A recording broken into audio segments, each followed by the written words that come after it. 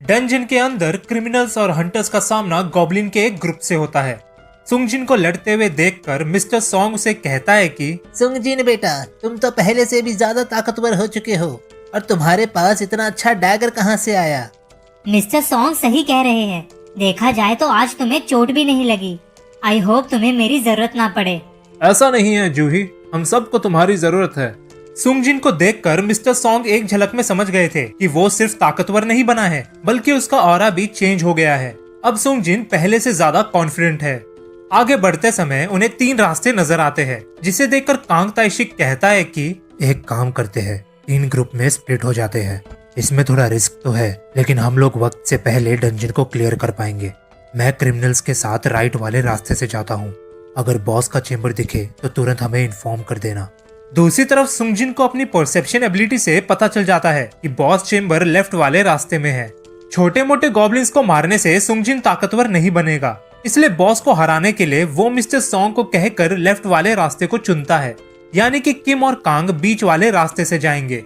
Tunnel के अंदर जाने से पहले कांग ताइशिक सुंगजिन को घूरने लगता है और जाते समय एक छोटी सी स्माइल देता है। बीच वाले रास्ते में किम और कांग को सिर्फ गॉब्लिन्स नजर आते हैं, जिसे हराकर मिस्टर किम कांग को कहता है कि जब तक हमारा सामना गॉब्लिन से हो रहा है तब तक कोई प्रॉब्लम नहीं है। हम जैसे कमजोर हंटर्स को सिर्फ लो रैंक डंजन में बुलाया जाता है। सही कह रहा हूँ ना? ऐसा मत कहो, डबल डंजन में भी हमने यही सोचा था और देखो हमारे साथ क्या हुआ। मैंने सोच लिया है, ये रेड खत्म होते ही मैं सुंगजिन से माफी मांगने वाला हूँ। तुम्हें भी ये बात खाई जा रही है ना? एक बच्चे को अकेला छोड़कर हम वहाँ से कायरो की तरफ भागे थे। भले ही हमने वो सब अपने परिवार के लिए किया हो, लेकिन हमने अपने टीम मेंबर को धोखा दिया था। अगर हमें हंटर बने रहना है तो एक मर्द की तरह इस सिचुएशन को फेस करना होगा। लेकिन क्या तुम्हें लगता है कि सुंगजिन हमें माफ कर देगा? हमारे पास कोई चॉइस नहीं है। उसका फैसला चाहे जो भी हो, मैं फिर भी उससे माफी मांगूंगा। दूसरी तरफ क्रिमिनल्स उन गॉब्लिन्स को खिलौने की तरह तोड़ देते हैं, जिसे देखकर कांग ताइशिक कहता है कि अगर ये गॉब्लिन्स इंसान होते तो क्या तुम इन्हें ऐसे ही मारते? जिसके जवाब में वो लोग कहते हैं कि उन्हें इन सब से फर्क नहीं पड़ता, उनकी नजरों में सब एक जैसे है। तभी हमें एक फ्लैशबैक दिखाया जाता है, जहां एक आदमी कांग ताइशिक को कहता है कि 3 आदमियों ने मिलकर मेरी बेटी का रेप किया था, जिसके बाद उसने अपनी जान ले ली। इस दुर्घटना से मेरी वाइफ को एक गहरा सदमा लगा, जिसके वजह से उसे हॉस्पिटल में एडमिट होना पड़ा। लेकिन वो तीनों कमीने कुछ सालों में ही जेल से आजाद हो जाएंगे, मानो जैसे कुछ हुआ ही ना हो। ऊपर से वो लोग हंटर्स हैं जो डंजन रेड्स में पार्टिसिपेट कर कर अपनी सजा कम करवा सकते हैं। ये कैसा इंसाफ है? उन कमीनों को जिंदा रहने का कोई हक नहीं है। ये लो 3 बिलियन, सारे पैसे रख लो। बदले में मैं चाहता हूँ कि तुम उन तीनों को जान से मार डालो। तुम तो जानते ही हो, डंजन में जो कुछ भी होता है वो डंजन से बाहर नहीं जाता। प्लीज मेरा ये काम कर दो, मैं तुमसे भीख मांगता हूँ। यहाँ से बाहर निकलने के बाद मैं इंस्पेक्टर को कहने वाला हूँ कि तुम तीनों का सामना 100 गॉब्लिन के एक बड़े से झुंड से हुआ था। दूसरी तरफ किम और कांग डंजन की भूल भलैया में भटकते रहते हैं।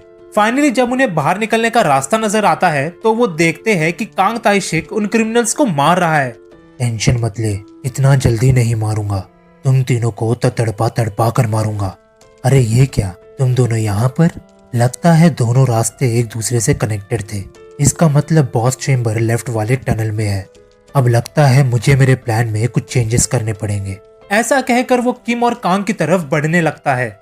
दूसरी तरफ सुंगजिन चलते हुए मन में कहता है कि वो कांग ताइशिक अपने सीनियर इंस्पेक्टर के साथ हॉस्पिटल में मुझसे मिलने आया था। आई होप उसने मुझे पहचाना ना हो। और तभी उसे किसी के चिल्लाने की आवाज आती है। जैसे ही वो लोग आवाज की तरफ भागते हैं, उन्हें मिस्टर कांग और तीनों क्रिमिनल्स की लाश जमीन पर गिरी हुई नजर आती है। थोड़े ही दूर मिस्टर किम अधमरी हालत में बैठे हुए थे। ये देखकर सुंगजिन कहता है कि जूही, जल्दी से मिस्टर किम को हील करो, जल्दी करो। जूही मिस्टर किम को हील करने की कोशिश करती है, लेकिन उनकी हालत बहुत बुरी हो चुकी है। मिस्टर सॉन्ग समझ जाते हैं कि ये काम किसी मैजिकल बीस्ट का नहीं बल्कि एक इंसान का है, और जिसने भी ये किया है उसका मकसद मिस्टर किम को तड़पा कर मारना था। मिस्टर किम जूही को कहते हैं कि इन सब का कोई फायदा नहीं है। मुझे पता है मैं मरने वाला हूँ। ये सुनकर सुंगजिन उन्हें कहता है कि ये आप क्या कह रहे हो? आपको जिंदा रहना होगा। वापिस ये मरने वरने की बात मत करना। आप नहीं होंगे तो मैं किसको ब्लेम करूंगा? मुझे माफ कर देना सुंगजिन। मुझे नहीं पता था कि मेरे साथ ऐसा कुछ होगा। मैं तुम्हें ढंग से सॉरी कहना चाहता था। मैंने जो कुछ भी किया उसके लिए दिल से सॉरी। इसी के साथ मिस्टर किम भी अपना दम तोड़ देते हैं। दूर से कांग ताइशिक उन पर नजर रख रहा था और मौका मिलते ही हमला करने की कोशिश करता है, लेकिन सुंगजिन उसे रोक लेता है। ये देखकर कांग ताइशिक कहता है कि कहना पड़ेगा, तेरे रिफ्लेक्सेस बहुत तेज है। सोचा था टीम की हीलर को पहले उड़ा दूं, लेकिन तूने तो उसकी किस्मत ही बदल दी। कांग ताइशिक, तू तो हंटर एसोसिएशन का ऑफिसर है, फिर तूने ये सब क्यों किया? मुझे एक नई स्टोरी मिल गई। पहले मैं कहने वाला था कि 100 गॉब्लिन के झुंड ने तुम्हें मारा है, लेकिन अब मैं कहूंगा कि इन तीनों क्रिमिनल का भागने का प्लान था, इसलिए इन्होंने तुम सबको मार डाला। और जब मैं डंजन बॉस से लड़ रहा था तब ये तीनों मुझ पर पीछे से हमला करने में फेल हो गए, जिसके बाद मैंने सेल्फ डिफेंस में तीनों को मार डाला। क्या कहते हो, है ना एकदम परफेक्ट स्टोरी? सुंगजिन उससे लड़ने के लिए आगे बढ़ता है, लेकिन मिस्टर सॉन्ग उसे रोक लेते हैं और कहते हैं कि तुम इसे नहीं हरा पाओगे। एक काम करता हूँ, मैं जाता हूँ। मिस्टर सॉन्ग जूही के मैजिकल स्पेल की मदद से अपनी फिजिकल स्ट्रेंथ बढ़ा लेते हैं। कांग ताइशिक एक असैसिन टाइप का हंटर है जिनका डिफेंस बहुत वीक होता है और मिस्टर सॉन्ग इसी चीज का फायदा उठाना चाहते हैं। ये देखकर कांग ताइशिक कहता है कि बुड्ढे, तेरे पास मैजिकल पावर्स है, ना कि फिजिकल स्ट्रेंथ। तलवार पकड़कर तू मेरा क्या ही उखाड़ लेगा। कांग ताइशिक उन पर हमला करता है, लेकिन मिस्टर सॉन्ग उसके हमले को रोक लेते हैं और काउंटर अटैक कर उसे मारने की कोशिश करते हैं। मिस्टर सॉन्ग हमला करने में तेज तो है, लेकिन इतने नहीं। जूही मिस्टर सॉन्ग की चोट को हील कर देती है, जिसे देखकर कांग ताइशिक कहता है कि ये बेवकूफ हीलर मेरे रास्ते में आ रही है, पहले इसे मारता हूँ। लेकिन मिस्टर सॉन्ग पीछे से उस पर हमला करने की कोशिश करते हैं। अपने दुश्मनों को कभी पीठ नहीं दिखानी चाहिए। तू मुझे बहुत हल्के में ले रहा है। मैंने बहुत सारे एस रैंक हंटर्स को ट्रेन किया है। तलवारबाजी में तू मुझे कभी नहीं हरा सकता। तू शायद सही कह रहा है, लेकिन फिजिकल पावर्स की एक लिमिट होती है। तू एक असैसिन जितना तेज नहीं हो सकता। मिस्टर सॉन्ग को बहुत ज्यादा चोट लग जाती है और जूही उन्हें हील करने की कोशिश करती है, लेकिन उसकी सारी पावर्स खत्म हो जाती है। अब तो तेरी हीलर भी किसी काम की नहीं। Game over. लेकिन तभी मिस्टर सॉन्ग अपनी मैजिकल पावर्स का इस्तेमाल कर उसे जलाने की कोशिश करते हैं, लेकिन फेल हो जाते हैं। जैसे ही कांग ताइशिक उन पर हमला करने ही वाला होता है, सुंगजिन बीच में आकर उन्हें बचा लेता है। तू फिर से बीच में आ गया, तो आखिरकार है कौन? मैं हूँ सुंगजिन वू, एक E rank Hunter. E rank Hunter? क्या मैं तुझे बेवकूफ लगता हूँ?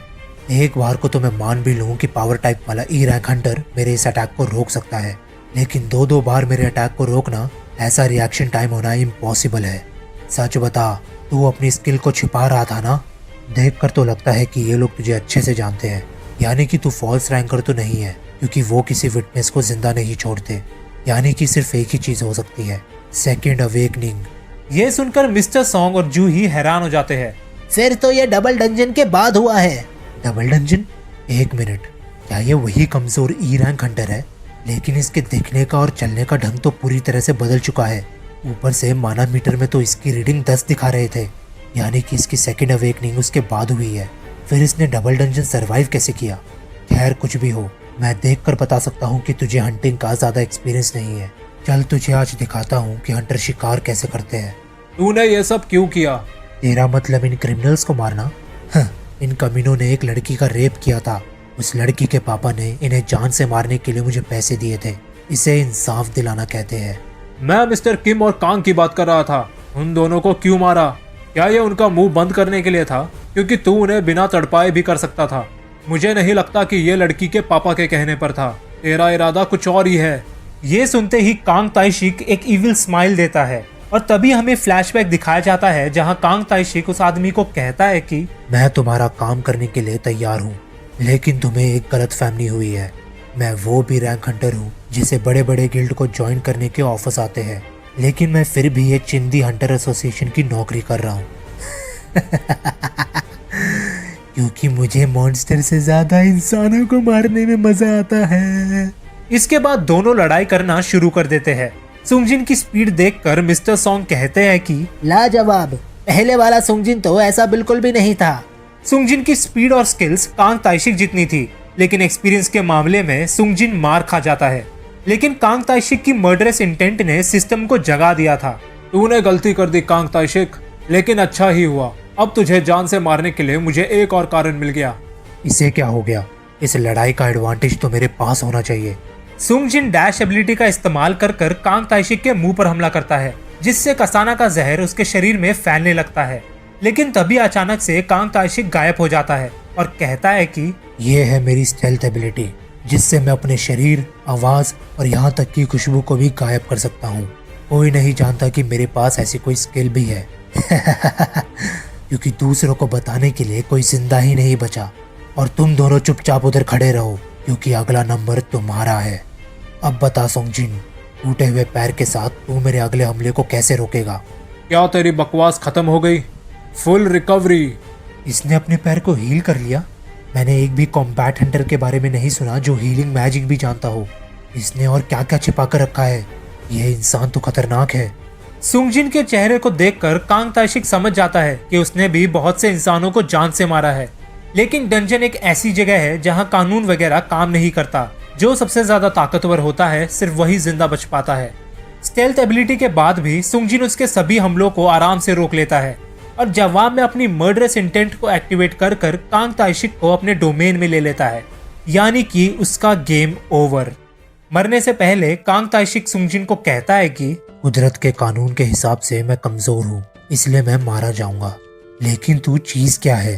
तेरे पास physical strength, speed, healing, poison ability सब कुछ है। मैंने ऐसा कुछ कभी नहीं देखा। इस जवाब की तो मुझे भी तलाश है। ऐसा समझ लो कि मैं वो हंटर हूँ जो वक्त के साथ ताकतवर बनता रहता है। मेरे मरने के बाद तेरा ये ई रैंक का नाटक खत्म हो जाएगा। अगर जो तू बोल रहा है वो सच है तो तेरा सामना बहुत खतरनाक चीजों से होने वाला है। मेरी बात याद रखना, अगर तुम अनंतकाल को घूरोगे तो वो भी तुझे वापस जरूर घूरेगा। इसी के साथ सुंगजिन का अर्जेंट क्वेस्ट कंप्लीट हो जाता है, जिसके बाद उसे मिलता है 5 एबिलिटी पॉइंट्स और एक स्टेल्थ स्टोन। कांग ताइशिक को हराने के बाद मिस्टर सॉन्ग सुंगजिन को कहते हैं कि हमारी जान बचाने के लिए तुम्हारा शुक्रिया सुंगजिन। कोई बात नहीं, अब आप दोनों डंजन से बाहर चले जाओ, बाकी सब मैं संभालता हूँ। डंजन रेड कंप्लीट होने के बाद जिनचुल को कांग ताइशिक की असलियत के बारे में पता चलता है और वो डंजन सर्वाइवर से मिलने आता है, जहाँ उसकी मुलाकात सुंगजिन से होती है और वो उसे कहता है कि क्या तुम वही ई रैंक हंटर सुंगजिन हो? यकीन नहीं होता कि तुम कुछ महीनों में ही इतने बदल गए। खैर ये सब छोड़ो, सीधा पॉइंट पर आते हैं। तुम तीनों में से कौन है जिसने कांग ताइशिक को हराया? ये सुनकर सुंगजिन को लगने लगता है कि अब उसके पास सच्चाई बताने के अलावा और कोई रास्ता नहीं है। लेकिन तभी मिस्टर सॉन्ग कहते हैं कि मैं हूँ जिसने कांग ताइशिक को जान से मारा था। लेकिन आप तो एक सी रैंक हंटर हो, आपने एक बी रैंक हंटर को कैसे हराया? जूही ने इसमें मेरी मदद की थी। ये एक हीलर है। ये सुनकर जिनचुल मन में कहता है कि कांग ताइशिक बी रैंक हंटर में भी सबसे ज्यादा ताकतवर था। एक सी रैंक हंटर का उसे हराना सवाल ही नहीं उठता। ये लोग कुछ तो छिपा रहे हैं। मैं आपकी बात समझ गया। मुझे इस घटना की रिपोर्ट लिखनी है, तो आपको मेरे साथ चलना होगा। सुंगजिन अपनी परसेप्शन एबिलिटी से समझ जाता है कि जिनचुल एक ए रैंक हंटर है। अभी उससे पंगा लेना यानी कि मौत को गले लगाना होगा। जाने से पहले मिस्टर सॉन्ग सुंगजिन को कहते हैं कि मुझे यकीन है कि तुम्हारे पास कोई अच्छा कारण होगा अपनी इस ताकत को छिपाए रखने का। तुम्हें बताने की जरूरत नहीं है। हमारी जान बचाने के बदले ये एक छोटी सी हेल्प है। 3 घंटे बाद जिस आदमी ने कांग ताइशिक को पैसे दिए थे अपने आप को पुलिस के हवाले कर देता है, जिससे ये बात साबित हो जाती है कि इन्होंने जो कुछ भी किया वो एक सेल्फ डिफेंस था। और इसी के साथ ये एपिसोड इधर ही खत्म हो जाता है।